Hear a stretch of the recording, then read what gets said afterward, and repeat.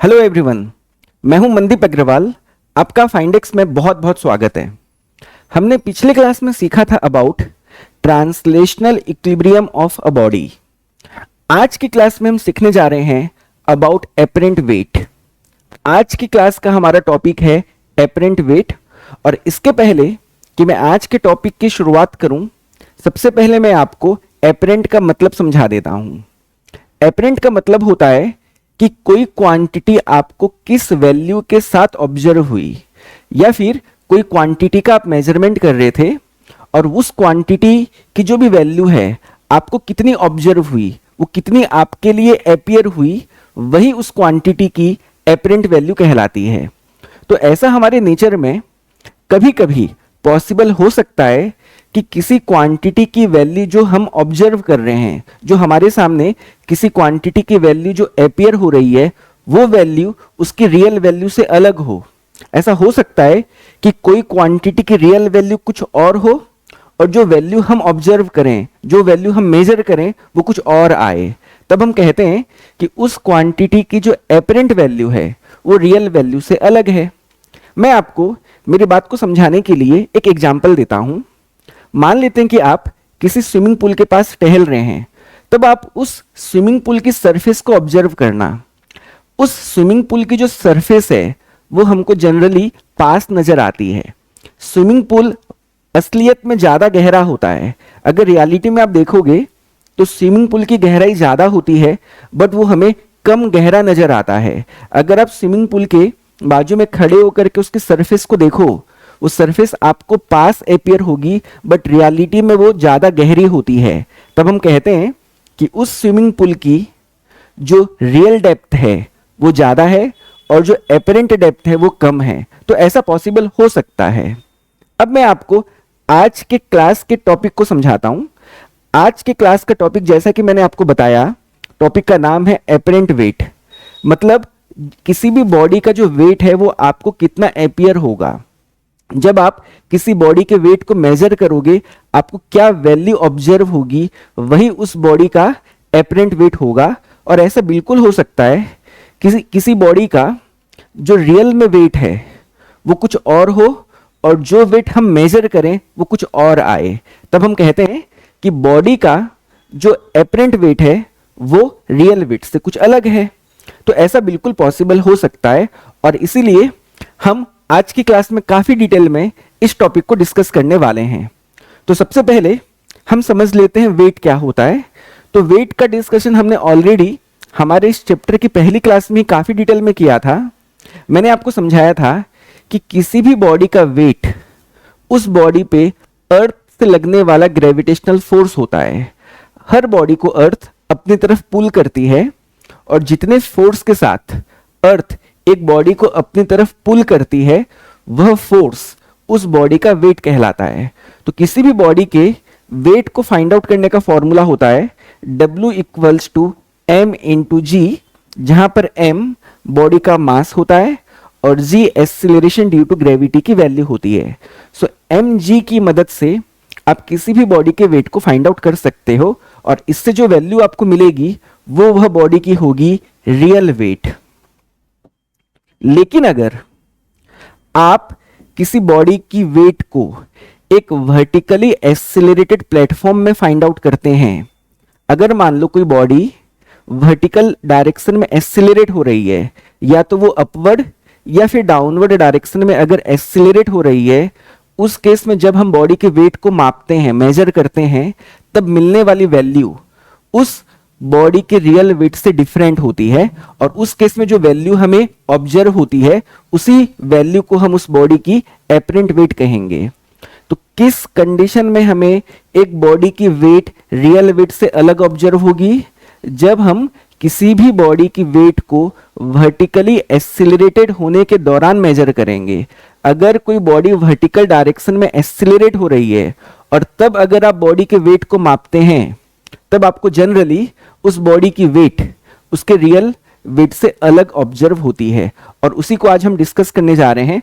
और मेरी इन बातों को मैंने यहां पर बोर्ड पे पहले लिख दिया है। तो मैंने जैसा कि आपको कहा, the weight of a body is defined as the gravitational force with which the earth pulls the body. ये बात पूरी तरह से क्लियर है। If the weight of a body is calculated on a vertically accelerated platform, its value appears to change. तब हमको जो value observe होती है वो कुछ और वैल्यू ऑब्जर्व होती है, और उस वैल्यू को हम क्या कहते हैं? हम उस वैल्यू को उस बॉडी का एपरेंट वेट कहते हैं। ये एक तरीका है या एक कंडीशन है जिस कंडीशन में आपको बॉडी का जो वेट ऑब्जर्व होगा वो रियल वेट से अलग होगा। ऐसे और भी केसेस हो सकते हैं, बट यहां पर जो मैं कंडीशन आपको समझाने जा रहा हूं उसमें से ये एक कंडीशन है कि अगर वर्टिकल डायरेक्शन में बॉडी एक्सीलरेट हो और हम तब अगर वेट मेजर करने जाएं, तब उस केस में हमको मिलने वाली वेट रियल वेट से अलग मिलेगी। जैसे मैं आपको एक एग्जांपल और रखता हूं कि किस कंडीशन में हमको एक बॉडी की वेट रियल वेट से अलग ऑब्जर्व होगी।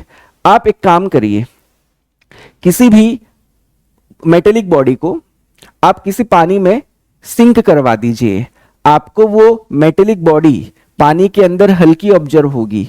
आपको फील होगा कि वो बॉडी हल्की है। आप खुद भी अगर स्विमिंग पूल में एंटर करते हैं, आपको हल्कापन का एहसास होता है। आप आपके वेट को एयर में मापिए और फिर आप अपने वेट को पानी के अंदर मापिए, आपको पानी के अंदर आपका जो वेट ऑब्जर्व होगा वो रियल वेट से कम होगा। तब हम क्या कहेंगे? That our apparent weight is less than the real weight. तो ऐसी कई कंडीशंस हो सकती हैं जहां पर किसी बॉडी की apparent weight and real weight दोनों डिफरेंट हों। एक कंडीशन यहां पे ये भी है कि अगर वर्टिकली एक्सिलरेटेड प्लेटफॉर्म में किसी बॉडी का वेट को मापा जाए तब मिलने वाली वैल्यू रियल वेट से अलग होती है, और उसी चीज की यहां पे मैं आपके सामने चर्चा कर रहा हूं।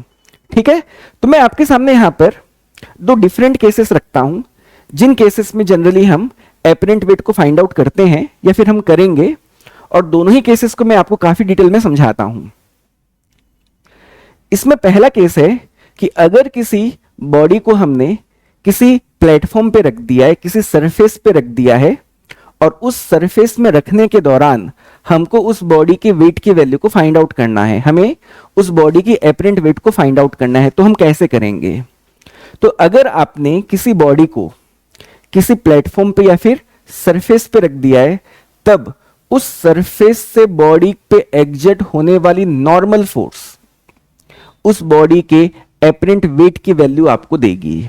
हम कहते हैं the normal force acting on a body placed on a surface is the measure of the apparent weight of the body.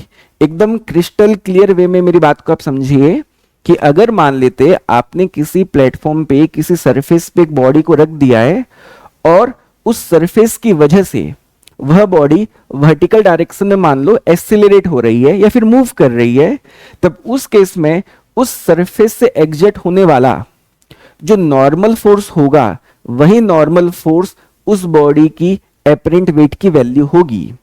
तो अगर नॉर्मल फोर्स की वैल्यू रियल वेट के बराबर हो तब उस केस में तो कोई दिक्कत वाली बात नहीं है, बट ऐसा भी हो सकता है कि एग्जर्ट होने वाली नॉर्मल फोर्स रियल वेट से ज्यादा हो या फिर कम हो। तब उस केस में हमारी एपरेंट वैल्यू रियल वेट से ज्यादा भी हो सकती है और कम भी हो सकती है। अगर मान लो आपने कभी जो हमारी जाइंट व्हील होती है उसमें अगर आपने कभी बैठा हो, तो जब जाइंट व्हील में आप बैठे हुए जब नीचे की तरफ आते हो तो आपको एक अजीब सी फीलिंग आती है, आपको एकदम हल्का पन का एहसास होता है, आपको एक डिफरेंट फीलिंग आती है। तो जो फीलिंग है उस दौरान आपकी जो वेट होती है वो रियल वेट से कम होती है। जिस झूले में आप बैठे हुए रहते हो, जिस सरफेस पे आप बैठे हुए रहते हो, उस सरफेस से आपको उतनी नॉर्मल फोर्स एग्जर्ट नहीं होती जितनी नॉर्मली हम ऑब्जर्व करते हैं या फिर फील करते हैं, और इसके कारण हमको काफी हल्कापन का एहसास होता है। तब हम कहते हैं कि हमारी जो एपरेंट वेट है वो हमारी रियल वेट से कुछ अलग है या फिर कम है। तो देखिए यहां पर मैंने आपके सामने 3 डिफरेंट सिचुएशंस रखी हैं। पहली सिचुएशन में जो प्लेटफॉर्म की एक्सीलरेशन है वो 0 है। सेकेंड केस में प्लेटफॉर्म वर्टिकली अपवर्ड डायरेक्शन में एक्सीलरेट हो रही है, एंड थर्ड केस में जो हमारी प्लेटफॉर्म है वो वर्टिकली डाउनवर्ड डायरेक्शन में एक्सीलरेट हो रही है। और तीनों ही केसेस में हम देखते हैं कि कितना हमारा नॉर्मल फोर्स होगा या फिर कितना हमारा एपरेंट वेट होगा। तब क्योंकि इस केस में एक्सीलरेशन जीरो है, मतलब हमारी जो बॉडी है वो ट्रांसलेशनल इक्विलिब्रियम में है और उस बॉडी पे एक्ट होने वाले जितने भी फोर्सेस हैं उन सबका रिजल्टेंट, उन सबका वेक्टर सम जीरो होगा। तो सबसे पहले इस बॉडी पे आप बोलिए कौन कौन से फोर्सेस लग रहे हैं। तो पहला हमारी अर्थ लगा रही है अ फोर्स mg डाउनवर्ड, और सरफेस से एक normal force vertically upward direction में एक्ट हो रही है। और क्योंकि खाली दो ही फोर्सेस हैं यहाँ पर बॉडी के ऊपर, तो इन दोनों फोर्सेस का जो रिजल्टेंट होगा वो जीरो हो जाएगा और उस हिसाब से n minus m g becomes zero और n बिकम्स mg। तो क्योंकि एक बॉडी के रियल वेट की वैल्यू भी mg होती है और इस केस में नॉर्मल फोर्स की वैल्यू भी mg के इक्वल है, हम कहते हैं apparent weight equals to real weight. यहाँ पर सब्सक्रिप्ट a एपरेंट के लिए है एंड यहाँ पे सब्सक्रिप्ट r रियल के लिए है और हमको यहाँ पर एपरेंट वेट रियल वेट के इक्वल ही मिलेगा। अब सेकेंड सिचुएशन में हमारी जो प्लेटफॉर्म है वो अपवर्ड डायरेक्शन में एक्सीलरेट हो रही है। इसी कारण से जो ये हमारी बॉडी है ये भी वर्टिकली अपवर्ड डायरेक्शन में एक्सीलरेट होगी, है ना। तो अब क्योंकि ये बॉडी वर्टिकली अपवर्ड डायरेक्शन में एक्सीलरेट हो रही है, इस पे लगने वाला रिजल्टेंट फोर्स भी वर्टिकली अपवर्ड होना चाहिए। बट इस बॉडी के पास टोटल दो फोर्सेस हैं, एक नॉर्मल अपवर्ड और एक mg डाउनवर्ड। इसका ये मतलब रहा कि n की वैल्यू mg से डेफिनेटली ज्यादा रही होगी, तभी ना रिजल्टेंट फोर्स ऊपर की तरफ आएगा। तो इस केस में रिजल्टेंट फोर्स कितना हो जाएगा, एक फोर्स ऊपर है एक फोर्स नीचे है, तो resultant force will become n minus mg which is equal to m into a। हम जानते हैं from Newton second law resultant force equals to ma। तब अगर मैं n की वैल्यू निकालना चाहता हूं तो माइनस mg को मुझे RHS की तरफ ट्रांसफर करना पड़ेगा और अगर मैं m को कॉमन ले लूं तो मुझे मिलेगा m into g plus a। और आप देख सकते हैं कि इस केस में जो हमें नॉर्मल फोर्स ऑब्जर्व हो रही है that is more than mg और इसीलिए हम कहते हैं कि एपरेंट वेट बॉडी का रियल वेट से ज्यादा है, तब आपको आपका वेट ज्यादा ऑब्जर्व होगा। अगर आप किसी वेइंग मशीन पे खड़े होकर के अपवर्ड डायरेक्शन में एक्सीलरेट होते हो आपको आपका वेट ज्यादा ऑब्जर्व होगा। मान लेते आपका वजन 60 kg है, आप एक काम करो वेइंग मशीन को आप लिफ्ट में रख दो और ऊपर जाने के लिए कोई भी बटन प्रेस कर दो। एग्जैक्ट मोमेंट जिस मोमेंट पे आपकी लिफ्ट अपवर्ड एक्सीलरेट होना चालू करेगी उस एग्जैक्ट मोमेंट पे आप देखना आपके जो वेइंग मशीन की इंडिकेटर होगी that will be more then 60 kg। आपको उस केस में आपका वजन ज्यादा ऑब्जर्व होगा, आपका वेट ज्यादा ऑब्जर्व होगा। और इसी तरह से यहाँ पे क्यों, क्योंकि हमारे नॉर्मल फोर्स की वैल्यू बढ़ चुकी है। तो ये हमारा सेकेंड केस रहा। अब हम बात करते हैं थर्ड केस की। इस पर्टिकुलर केस में हमारी जो प्लेटफॉर्म है वो डाउनवर्ड एक्सीलरेट हो रही है। प्लेटफॉर्म के डाउनवर्ड जाने की वजह से हमारी जो बॉडी है वो भी डाउनवर्ड मूव कर रही होगी और इसीलिए हम कह सकते हैं क्योंकि एक्सीलरेशन डाउनवर्ड है बॉडी पे एक्ट होने वाली रिजल्टेंट फोर्स भी डाउनवर्ड ही होनी चाहिए और उस हिसाब से mg should be more then normal force n और इसीलिए रिजल्टेंट फोर्स हो जाएगा mg minus n and resultant force की वैल्यू हो गई m इंटू a। तो नॉर्मल फोर्स की वैल्यू निकालने के लिए मैं n को RHS की तरफ ट्रांसफर कर दूं तो मुझे ma को LHS की तरफ भेजना पड़ेगा, तब उस हिसाब से हमें नॉर्मल फोर्स n की वैल्यू मिल जाएगी mg माइनस ma। m को कॉमन ले लूं तो मुझे मिल जाएगा m into g minus a। और आप देख सकते हैं नॉर्मल फोर्स इस केस में mg से छोटा है, मतलब जो वेट हम ऑब्जर्व करेंगे वो रियल वेट से क्या होगा, कम होगा। हम कहते हैं apparent weight will be less than the real weight. इसको आप ऑब्जर्व करने के लिए क्या करिए, आप वेइंग मशीन को लिफ्ट में रखिए और आप नीचे जाने के लिए आप कोई बटन को प्रेस करिए। जिस मोमेंट पे लिफ्ट एक्सीलरेट होना चालू करेगी उस केस में आपका जो वेट आप वेइंग मशीन में देखेंगे वो आपके रियल वेट से कम होगा। आपका जो वजन आप ऑब्जर्व करेंगे वो आपके रियल वजन से कम होगा। हम कहते हैं कि हम पे लगने वाली नॉर्मल फोर्स कम हो गई है और इसीलिए जो वेट हम ऑब्जर्व कर रहे हैं वो हम कम कर रहे हैं। और वही बात मैं आपको समझा रहा था कि जाइंट व्हील में जब आप एंजॉय कर रहे होते हो तो जिस मोमेंट पे जाइंट व्हील नीचे की तरफ आ रही होती है या उसमें बैठे आप नीचे की तरफ आ रहे होते हो तो नीचे की तरफ एक्सीलरेट होने के कारण आप पे लगने वाली नॉर्मल फोर्स छोटी हो जाती है, आपको सरफेस से उतना नॉर्मल फोर्स नहीं मिलता और इसीलिए आपको हल्कापन का एहसास होता है, आपको लगता है आप नीचे की तरफ गिर रहे हो, तब आपकी जो वेट होती है आपको कम ऑब्जर्व होती है।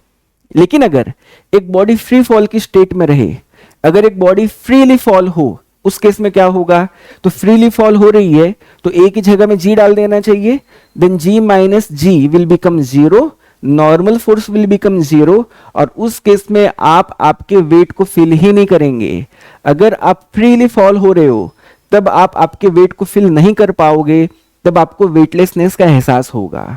और अगर किसी प्लेटफॉर्म की एक्सीलरेशन की value acceleration due to gravity से भी ज्यादा हो, तब उस केस में बॉडी एंड सरफेस दोनों का कांटेक्ट भी टूट जाएगा, एंड ऑब्वियस बात है apparent weight will B zero. मैं ये कहना चाहता हूं कि मान लो इस प्लेटफॉर्म की एक्सीलरेशन डाउनवर्ड में 15 मीटर पर सेकेंड स्क्वायर है, एंड बॉडी की एक्सीलरेशन मैक्सिमम कितनी हो सकती है, that is 10 metre per second square, which is the acceleration due to gravity. तब इस केस में हमारे प्लेटफॉर्म की वेलोसिटी में जल्दी जल्दी इंक्रीमेंट आएगा और बॉडी उस रेट के साथ अपनी स्पीड को इंक्रीज नहीं कर पाएगी, तो ऑब्वियस बात है प्लेटफॉर्म एंड बॉडी का कांटेक्ट टूट जाएगा। तो ये भी प्रैक्टिकली पॉसिबल हो सकता है। आप क्या करिए, एक कॉपी के ऊपर आप अगर एक बॉडी को रखते हो और कॉपी को फट से नीचे की तरफ लाते हो, तो बॉडी एंड कॉपी के बीच का जो कांटेक्ट है वो टूट जाता है। तो ये चीज प्रैक्टिकली यहां पर पॉसिबल हो सकती है। ठीक, अब हम डिफरेंट केस की तरफ चलते हैं। हम एक दूसरे केस की बात करते हैं जहां पर हम एक अलग तरीके से एपरेंट वेट को मापना सीखेंगे। इस केस में हम एक बॉडी की वेट को एक डिवाइस की मदद से मेजर करेंगे और उस डिवाइस को हम कहते हैं स्प्रिंग बैलेंस। स्प्रिंग बैलेंस एक डिवाइस होती है जिसकी मदद से भी एक बॉडी की वेट को मेजर किया जा सकता है। स्प्रिंग बैलेंस बेसिकली एक स्प्रिंग होती है जिसके नीचे एक हुक लगा हुआ होता है। तो जिस किसी भी बॉडी की वेट को आपको मेजर करना होता है, आपको उस बॉडी को उस हुक के साथ हैंग करना होता है। जैसे ही आप बॉडी को हुक के साथ हैंग करते हैं, तो बॉडी की वेट को बैलेंस करने के लिए स्प्रिंग में इलोंगेशन आता है, स्प्रिंग की लेंथ में इंक्रीमेंट आता है। उस स्प्रिंग के साथ एक इंडिकेटर लगा हुआ होता है और उस इंडिकेटर की मूवमेंट एक स्केल में होती है। तो जब आप किसी बॉडी को हैंग करते हो, स्प्रिंग में एक्सटेंशन आने के दौरान उस इंडिकेटर की भी मूवमेंट होती है, और वो इंडिकेटर जो स्केल में मूव हो रहा होता है, उस स्केल की रीडिंग के थ्रू हम उस बॉडी की वेट को फाइंड आउट कर लेते हैं। तो स्प्रिंग बैलेंस भी एक डिवाइस है जिसकी मदद से हम बॉडी की वेट को मापते हैं। इस तरह का डिवाइस जनरली वो लोग यूज करते हैं जो बेसिकली कॉटन बेचते हैं। जो रुई होती है वो बेचने वाले लोग बेसिकली स्प्रिंग बैलेंस को यूज करते हैं। वो क्या करते हैं कि जैसे उनको मान लो कॉटन बेचना है, तो वो एक बैग में कॉटन को फिलअप करते हैं, फिर उस बैग को स्प्रिंग बैलेंस के हुक के साथ हैंग कर देते हैं, और उस स्प्रिंग बैलेंस में एक इलोंगेशन आता है, उसकी लेंथ इंक्रीज होती है, और इंडिकेटर के मूवमेंट के थ्रू वो लोग उस बैग में फिल्ड रुई के वेट को या फिर मास को मेजर कर लेते हैं, और जो भी उनको बिलिंग करना होता है कर लेते हैं। तो इस केस में हम स्प्रिंग बैलेंस के थ्रू एक बॉडी के वेट को मेजर करेंगे। तो जो स्प्रिंग बैलेंस की स्प्रिंग में जो डेवलप्ड फोर्स है, वही फोर्स उस बॉडी की एपरेंट वेट को रिप्रेजेंट करेगा। स्प्रिंग बैलेंस के केस में स्प्रिंग में डेवलप्ड स्प्रिंग फोर्स ही बॉडी की एपरेंट वेट को रिप्रेजेंट करती है। तो ऐसा बिल्कुल पॉसिबल हो सकता है कि अगर आप स्प्रिंग बैलेंस को वर्टिकल डायरेक्शन में एक्सीलरेट कर रहे हो, तब उस केस में बॉडी की जो रियल वेट होगी उसकी तुलना में कुछ अलग वैल्यू हमारी स्प्रिंग बैलेंस रिप्रेजेंट करे, और उस केस में apparent value and real value, apparent weight and real weight दोनों अलग अलग हो सकते हैं। और इस बात को यहां पर मैंने लिख दिया है that the spring force developed in the spring balance is the measure of its apparent wait. और यहां पर मैंने अगेन 3 सिचुएशंस ली हैं। पहली सिचुएशन में हमारी स्प्रिंग बैलेंस अनएक्सीलरेटेड है, सेकेंड केस में हमारी spring balance vertically upward accelerate हो रही है, एंड थर्ड केस में या थर्ड सिचुएशन में हमारी spring balance vertically downward accelerate हो रही है। तब नाउ इस केस में अब बॉडी पे अगेन 2 ही फोर्सेस हैं। पहली फोर्स कौन, mg downward, and second force F vertically upward जो स्प्रिंग में डेवलप हुई होगी। और क्योंकि यहाँ पे सिर्फ 2 ही फोर्स हैं और क्योंकि हमारी बॉडी अनएक्सिलरेटेड है, ट्रांसलेशनल इक्विलिब्रियम में है, दोनों फोर्सेस का वेक्टर सम 0 होना चाहिए, तब मैं लिख सकता हूं F upward mg downward, that means F minus mg must be equal to 0. In that case F becomes equal to mg, that means apparent weight will be equal to real weight. इस case में जो हमारी wait की value major होगी वो real wait के बराबर होगी. स्प्रिंग में डेवलप्ड फोर्स ही हमारी बॉडी की एपरेंट वेट को रिप्रेजेंट करेगा. अब सेकेंड सिचुएशन में हमारी बॉडी वर्टिकली अपवर्ड एक्सीलरेट हो रही है, मतलब इस पे लगने वाला रिजल्टेंट फोर्स ऊपर होना चाहिए. तो ऊपर की तरफ कौन फोर्स लगा रहा होगा? ऑब्वियसली स्प्रिंग लगा रही होगी, और इसलिए ऊपर की तरफ लगने वाला फोर्स जो F है वो बड़ा होगा, mg छोटा होगा, और इसीलिए रिजल्टेंट फोर्स हो जाएगी F minus mg. And resultant force की value from Newton second law हो जाएगी m into a. F will be equal to m into g plus a, और क्योंकि यहाँ पे F की वैल्यू mg से ज्यादा है, apparent weight will be more than the real weight. Now इस तीसरी सिचुएशन में हमारी जो बॉडी है डाउनवर्ड एक्सीलरेट हो रही है, तो बॉडी पे लगने वाला रिजल्टेंट फोर्स भी डाउनवर्ड होना चाहिए, मतलब बॉडी पे लगने वाली ग्रेविटेशनल फोर्स mg बड़ी है, ऊपर की तरफ लगने वाली स्प्रिंग फोर्स छोटी है. तब मैं कह सकता हूं mg minus F will be the resultant force which must be equal to ma. तो इस इक्वेशन को भी सॉल्व करने से हमें क्या मिल जाएगा? F equal to m into g minus a. And obvious बात है कि इस केस में F की वैल्यू mg से छोटी है, और इसलिए हम क्या कंक्लूड करें कि एपरेंट वेट की वैल्यू रियल वेट से छोटी है. मैं उम्मीद करता हूं आपके सामने ये दोनों ही केसेस काफी अच्छे तरह से क्लियर हो गए होंगे. मैं अपनी बात को एक बार और कहना चाहता हूं कि मैं ये नहीं कह रहा कि यही दो सिचुएशंस हो सकती हैं जहां पर apparent weight and real weight अलग अलग हों. ऐसी और भी सिचुएशंस हो सकती हैं जहां पर एपरेंट वेट की वैल्यू एंड रियल वेट की वैल्यू अलग अलग हो. मैंने आपके सामने यहां पर दो केसेस रखे जहां पर ऐसा पॉसिबल है, बट और भी केसेस हो सकते हैं जहां पर apparent weight and real weight अलग अलग हों, और उनकी चर्चा हम आने वाले चैप्टर में करेंगे. अब हम स्टार्ट करते हैं न्यूमेरिकल्स. मैं आपको कुछ न्यूमेरिकल सॉल्व करवाता हूं जिसके थ्रू आप लोग काफी अच्छे ढंग से एपरेंट वेट निकालना सीख पाएंगे. ठीक है, हमारा पहला सवाल है calculate the weight of a man of mass 60 kg in the following cases. तो हमारे सामने कुछ केसेस हैं और हर केस के लिए हमको एक 60 kg के मैन का वेट बताना है कि हम कितना मेजर करेंगे, और हर सिचुएशन में जो मैन है उसको एक वेइंग मशीन के ऊपर खड़ा किया गया है. जो पर्सन है वो वेइंग मशीन पे खड़ा है, एंड वेइंग मशीन की मदद से हम उस पर्सन की एपरेंट वेट निकालना चाहते हैं. तब क्योंकि यहां पर मैन एक प्लेटफॉर्म पे खड़ा है, एक सरफेस पे खड़ा है, तब उस मैन की एपरेंट वेट की वैल्यू कैसे मिलेगी? जैसा कि मैंने आपको बताया, वेइंग मशीन से एग्जर्ट होने वाली नॉर्मल फोर्स जो होगी वही उस मैन की एपरेंट वेट की वैल्यू होगी. तो अगर वेइंग मशीन से एग्जर्ट होने वाला नॉर्मल फोर्स mg से ज्यादा हो, apparent weight will be more than the real weight. अगर नॉर्मल फोर्स छोटा हो mg से, apparent weight will be less than the real weight, और इक्वल हो तब apparent weight and real weight दोनों इक्वल हो जाएंगे. तो हमें यहां पर क्योंकि एपरेंट वेट बताना है या फिर बॉडी का वेट जो हम मेजर करने वाले हैं वो बताना है, तो हमारा हर सिचुएशन में एक ही पर्पस रहेगा कि वेइंग मशीन से इस मैन को कितना नॉर्मल फोर्स एग्जर्ट हो रहा है. बस नॉर्मल फोर्स आप फाइंड आउट कर लो, आपको आपके सवाल का जवाब मिल जाएगा. तो पहली सिचुएशन यहां पर आप देखिए, 2 मीटर पर सेकेंड स्क्वायर के साथ जो मैन है वो ऊपर की तरफ एक्सीलरेट हो रहा है, और इस सिचुएशन के लिए हमने n की वैल्यू देखी थी m इंटू जी प्लस ए. जब कोई बॉडी अपवर्ड एक्सीलरेट होती है तब उस बॉडी पे लगने वाला normal force m into g plus ए होता है. हमने इस फॉर्मूले को ऑब्जर्व किया था. आप न्यूटन्स लॉ की मदद से फाइंड आउट भी कर सकते हैं. तो नाउ m की जगह में मैं पुट कर देता हूं 60, g की जगह में 10, a की जगह में हमें 2 लेने को कहा गया है. 10 प्लस 2 विल बिकम 12, 12 6 जा इज 72, एंड एक जीरो यहां पर लगे रहेगा. सो 720 न्यूटन जो होगी उस पर्सन की एपरेंट वेट होगी, और ये मेरा पहला सवाल का आंसर हो गया. अगर मैं आपको उसके रियल वेट की बात करूं तो रियल वेट कितना होगा? It will be 60 g. G की वैल्यू अगर मैं 10 पुट करूं 600 newton must be his real weight, but ये जो वेइंग मशीन बताएगा वो बताएगा 720 न्यूटन, ज्यादा बताएगा क्योंकि यहां पर एपरेंट वेट रियल वेट से ज्यादा है। अब हम इस सिचुएशन की बात करते हैं, इसमें जो मैन है वो डाउनवर्ड एक्सीलरेट हो रहा है, तब कितना नॉर्मल फोर्स एग्जर्ट होगा, तब नॉर्मल फोर्स की वैल्यू हो जाएगी m इंटू जी माइनस ए।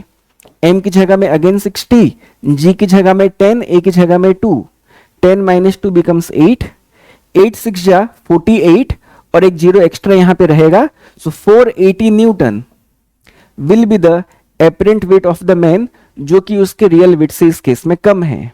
अब हम बात करते हैं थर्ड केस की। इस सिचुएशन में आप देखिए जो मैन है वो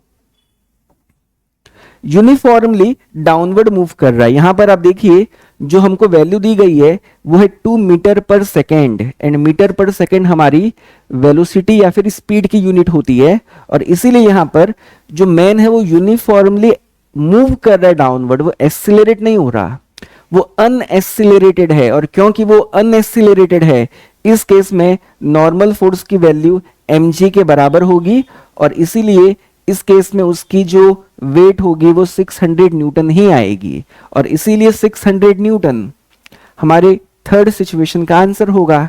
अब हम इस फोर्थ केस की बात करते हैं। इस पर्टिकुलर केस में जो मैन है वो वर्टिकल डायरेक्शन में एक्सीलरेट नहीं हो रहा, स्टिल उसकी जो एपरेंट वेट यहाँ पे आने वाली है वो रियल वेट से कुछ अलग हो सकती है। जैसा कि मैंने आपको कहा था कि कई सिचुएशंस बनाई जा सकती हैं जहां पर apparent weight and real weight अलग हो, जिसमें एक डिफरेंट सिचुएशन ये भी है।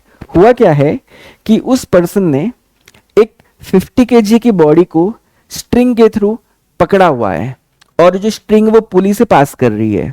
तो देखिए उसने क्या किया है, इस 50 केजी की बॉडी को पकड़ के रखा है स्ट्रिंग के थ्रू, तो डेफिनेटली ये जो 50 केजी की बॉडी है वो क्या होगी, इक्विलिब्रियम में होगी। तब इस केस में इस बॉडी पे लगने वाला रिजल्टेंट फोर्स 0 होना चाहिए।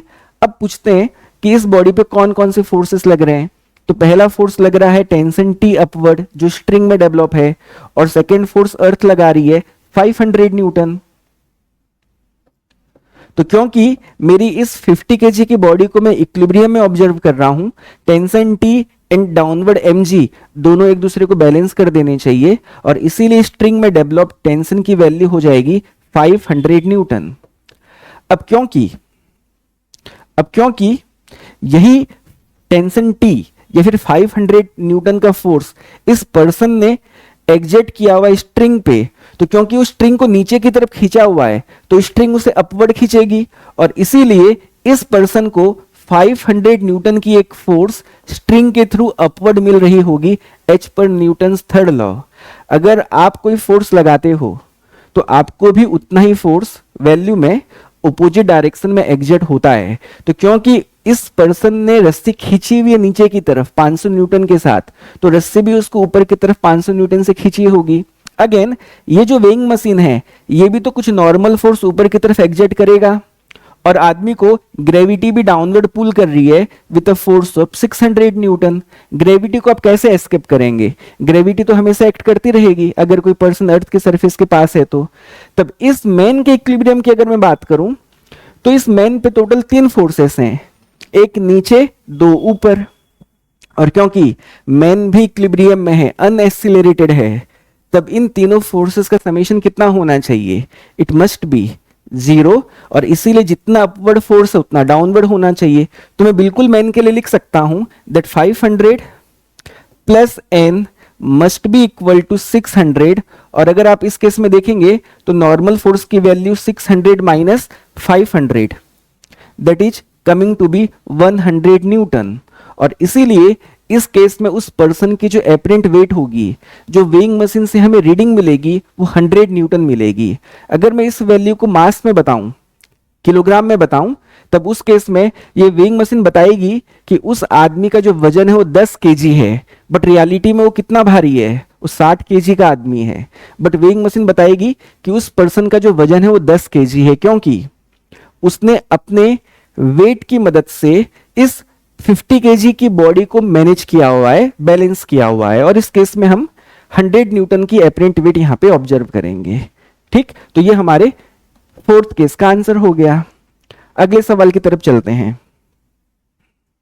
अगला सवाल है, a block is kept at rest on the floor of an elevator. Elevator का मतलब लिफ्ट हुआ और एक बॉडी को हमने रख दिया है। The elevator starts descending with an acceleration of 12 metre per second square. Find the displacement of the block in the first second after the start. तो देखिए कितना कॉन्सेप्चुअल सवाल है। जैसे आपने एक एलिवेटर में, एक लिफ्ट में एक बॉडी को रख दिया है ना, और कह रहा है कि जो हमारी एलिवेटर है वो नीचे की तरफ एक्सेलरेट होना चालू की with a value of 12 metre per second square. तो क्योंकि इस केस में एलिवेटर के एक्सेलरेशन की value acceleration due to gravity से ज्यादा है, यहां पर बॉडी एंड एलिवेटर की सरफेस के बीच में कांटेक्ट टूट जाएगा। आप एलिवेटर को बाउंड करके एक्सटर्नली फोर्स एग्जर्ट करके जी की वैल्यू से बड़ा एक्सेलरेशन दे सकते हो, but what about the body? ये बॉडी तो सरफेस पे रखी हुई थी, तो बॉडी पे अब मैक्सिमम डाउनवर्ड एक्सेलरेशन कितना बन सकता है? That is acceleration due to gravity during the free fall. और क्योंकि मेरी लिफ्ट नीचे की तरफ जी की बड़ी वैल्यू के साथ एक्सेलरेट हो रही है, मेरी बॉडी का फ्लोर के साथ कांटेक्ट टूट जाएगा और इस केस में मेरी बॉडी की एक्सेलरेशन 12 नहीं होगी, कितनी होगी? It will be equal to 10। और यहीं पे आपको इस बात को समझना है कि बॉडी का फ्लोर से कांटेक्ट टूटेगा और बॉडी के एक्सेलरेशन की वैल्यू a इक्वल टू जी के इक्वल होगी, जो हम जानते हैं 10 मीटर पर सेकेंड स्क्वायर होता है। बॉडी क्योंकि इनिशियली रेस्ट में थी तो u की वैल्यू 0 हो गई। 1 सेकेंड में पूछा है तो टाइम की वैल्यू 1 सेकेंड हो गई और हमें बताना है वर्टिकल में उसका डिस्प्लेसमेंट कितना होगा। तो हम अच्छे से जानते हैं वर्टिकल डायरेक्शन में y की वैल्यू हो जाएगी ut plus half at square.